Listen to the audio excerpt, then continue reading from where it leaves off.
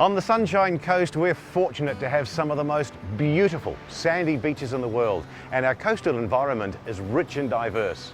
Millions of people live and holiday on the Sunshine Coast every year for the coastal lifestyle. Our coastal environments provide important habitats for many local species. Our dунal areas are also critical, providing a buffer from coastal processes such as erosion. Large areas of the Wallam and paperbark wetlands that once flourished across the coastal plains have been cleared to make way for agriculture and urban development. This makes remaining areas of natural coastal vegetation all the more valuable. But recreational use and impacts from residential developments put a lot of pressure on coastal ecosystems.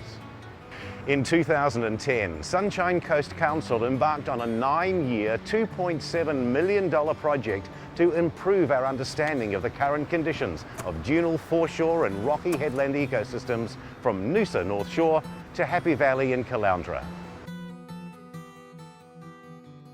And we're here with Connor Jenkins from the Sunshine Coast Council. Connor, what are the main threats to the coastal ecosystems on the coast? Habitat destruction and fragmentation are still a major concern here on the coast. Obviously people want to live close to the coast, and we've got to provide supporting infrastructure such as roads and parks to accommodate their needs. There's big problems also with household weeds, is that right? A lot of household plants can become weeds in bushland environments. They can displace the native plants and stop them from natural recruitment. What is the council doing about this? We've got a program together where we're targeting environmental and declared weeds with the intent of clearing out the weeds and letting the natural systems to regenerate. We're here at Wertala Beach with Luke. Now Luke, can you tell me what are you actually doing here? Asparagus fern has been a major weed here. It's been taking over the vegetation. So we've been doing some ecological restoration works to try and keep it under control. And what methods do you use? You can see the guys working here hand weeding the asparagus. We also cut and paint, which is cutting the crown out of the plant using herbicide, and then we also spray twice a year. Now this is an area of the Sunshine Coast where we're monitoring pandanus trees. Barry from the council, why are you doing this monitoring? We're monitoring because we found leafhopper in the trees. Now that's also called something else, isn't it? It's called gemella, yeah. Now they lay eggs in the trees, is that right?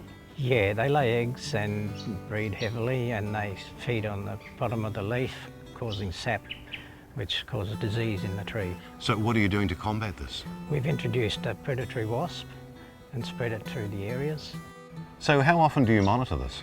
We monitor the trees twice a year, just to make sure that the wasp is laying its eggs in the gemella eggs. And how successful has this been? It's been very successful in this area, where I haven't had to spray or inject for the last 5 years. The Coastal Foreshore Vegetation Restoration Project is a key council initiative working towards improving the condition of our coastal environment so we can continue to enjoy what many of us value most about living here on the Sunshine Coast.